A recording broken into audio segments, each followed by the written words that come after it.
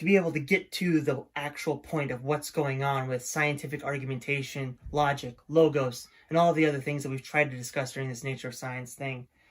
I've argued that science as a key to the future is a little bit misleading. The answers are not there as a key almost to a test.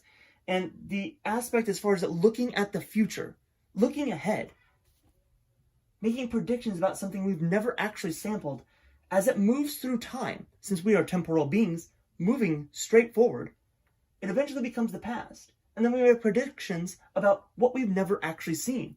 Think about the hourglass being covered up from the top. Let me do it one more time, instead of using my shirt so I can illustrate it a little bit better. This is a clock. This, from a generalization to a specific detail, is deductive reasoning.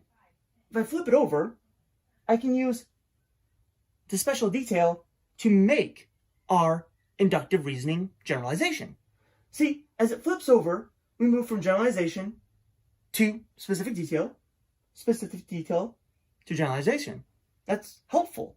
But the thing is that that's how we wrote this book. You see, science is ever changing. Science is something that we can actually argue a different way eventually later on.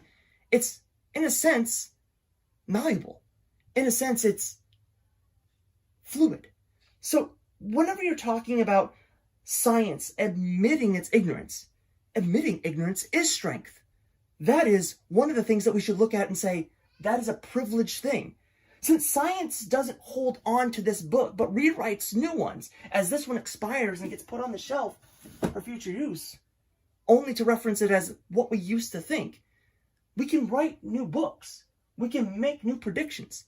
We can formulate new science. See, science isn't a dead book of information just sitting on a shelf. It's a process of arguing with logos, with logic. Another time.